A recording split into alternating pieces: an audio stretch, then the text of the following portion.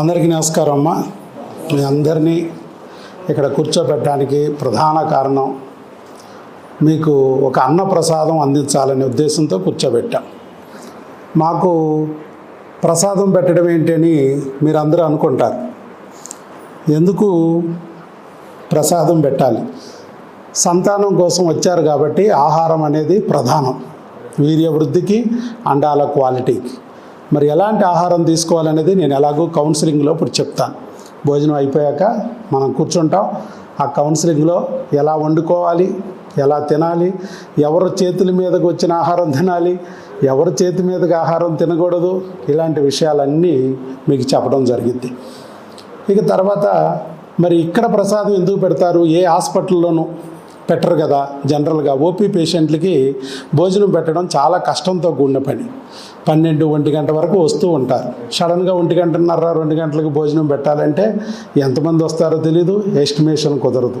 అందుకే గవర్నమెంట్ హాస్పిటల్లో కూడా ఎక్కడ ఓపీ పేషెంట్లకి భోజనాలు పెట్టలేరు. కానీ ఇక్కడ మనం దాదాపు 13 నెలల నుంచి, సంవత్సరం దాటిపోయింది ఇక్కడ, మరి నిత్య అన్నప్రసాద వితరణ కింద భోజనం పెట్టగలుగుతున్నాం కొత్త పేషెంట్లకి. ఎలా అంటే అదంతా భగవంతుడు కృప. మీ అందరినీ ఆయనే తీసుకొచ్చాడు కాబట్టి మీకు ఆ ప్రసాదం కూడా అందే ఏర్పాటు ఆయనే చేస్తున్నాడు అనుకుంటున్నాం.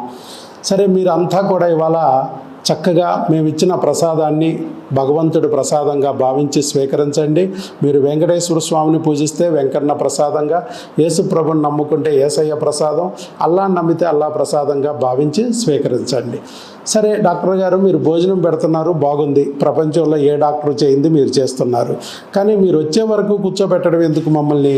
ఆల్రెడీ మీ వాళ్ళు ఎప్పుడో భోజనాలు ప్యాకెట్లు వచ్చి కూర్చున్నాయి, పెట్టిస్తే అయిపోయేది కదా అని అడగొచ్చు. మా చేతుల మీదుగా భోజనం మీకు అందించాలనే ఉద్దేశంతో పెట్టాం. ఏమిటంటే మీ చేతుల్లో ఏమన్నా పవర్స్ ఉన్నాయా అంటే, ఇప్పుడు మనం ఇంట్లో పులిహార తింటాం, అది వట్టి పులిహారే. అదే పూజారి గారి చేతి మీదుగా తీసుకుంటే ప్రసాదం. అలాగే రోడ్డు మీద ద్రాక్షరసం తాగుతాం, వట్టి జ్యూసే. అదే పాస్టర్ గారి చేతి మీదకు తీసుకుంటే బ్రెడ్, ద్రాక్షరసం ప్రసాదం. అలాగే ఇక్కడ కూడా భగవంతుడు ఒక 17,100 మందికి ఇవాళ ప్రెగ్నెన్సీ ఇప్పించాడు. ఒక ఐవీఎఫ్ ఆపరేషన్ లేకుండా ఈ చేతుల ద్వారా.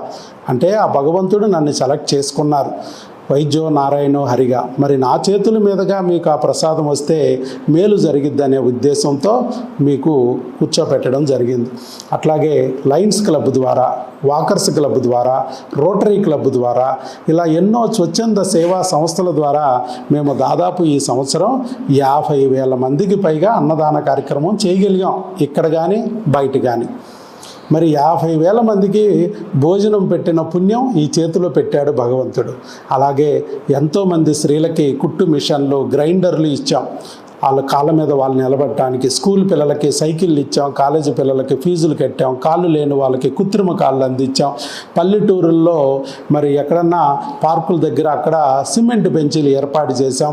అలాగే మేము పుట్టిన ఊరిలో కూడా అక్కడ చిన్న ఫంక్షన్ కూడా చేసుకోవడానికి హాల్ లేదంటే అక్కడ హాల్ కట్టించడం, దాన్ని డెవలప్ చేయటం, ఇలాంటి విషయాలన్నీ చేసి మరి ఎన్నో కార్యక్రమాలు చేయగలుగుతున్నామంటే అన్ని పుణ్యకార్యాలు చేయించి భగవంతుడు ఈ చేతుల్లో ఆ పుణ్య ఫలాన్ని ఉంచాడు.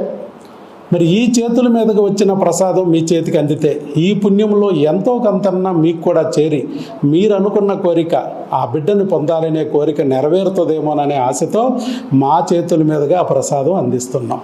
అర్థమైందమ్మా?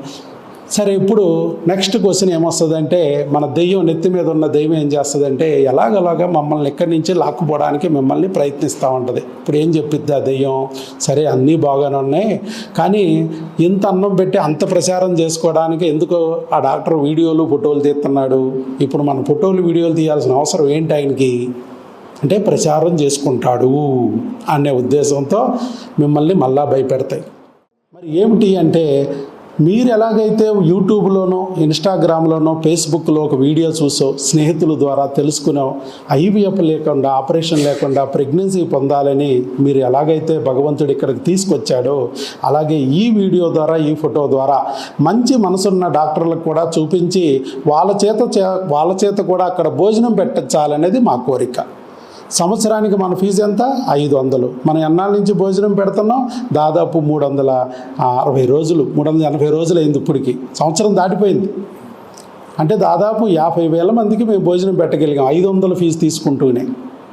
మరి వారు నెలకు 3 లక్షలు తీసుకుంటున్నారు IVF పేరుతో. ఒక్కరన్నా పెట్టారండి ఎక్కడన్నా? చూసారమ్మా మీరు? నెలకు 3 లక్షలు తీసుకుని ఎక్కడ భోజనం పెట్టట్లా. ఎందుకని? భగవంతుడు వాళ్ళకి దారి చూపించాల. మంచి మనసున్నా కూడా ఆ చెయ్యాలి అనే ఆలోచనని భగవంతుడు కలిగించాలి, లేకపోతే చేయలేము. అందుకే ఈ వీడియో ద్వారా, ఈ ఫోటో ద్వారా భగవంతుడు ఆ మంచి మనసున్న డాక్టర్లకు కూడా చూపించి వాళ్ళ చేత కూడా భోజనం పెట్టించాలనే కోరికతో మేము ఇచ్చేస్తున్నాం. ప్రపంచంలో ఏ గుడికన్నా వెళ్ళండి, మీకు ప్రసాదం దొరికిద్ది. ఏ గుడికైనా ఏదో ఒక ప్రసాదం ఇస్తారు. మరి డాక్టర్ను కూడా దేవుడిగా భావించే సమాజం, మరి ప్రతి హాస్పిటల్లోనూ ఇలాగే భోజనం దొరకాలి అనే ఆశయం భగవంతుడు త్వరలోనే మిగతా డాక్టర్లకి, మంచి మనసున్న డాక్టర్లకి చూపించి వాళ్ళ దగ్గరికి వచ్చిన పేషెంట్లకు కూడా భోజనం పెడితే రానున్న రోజుల్లో ఒక కొత్త సంస్కృతికి శ్రీకారం చుట్టినట్టు అవుద్ది.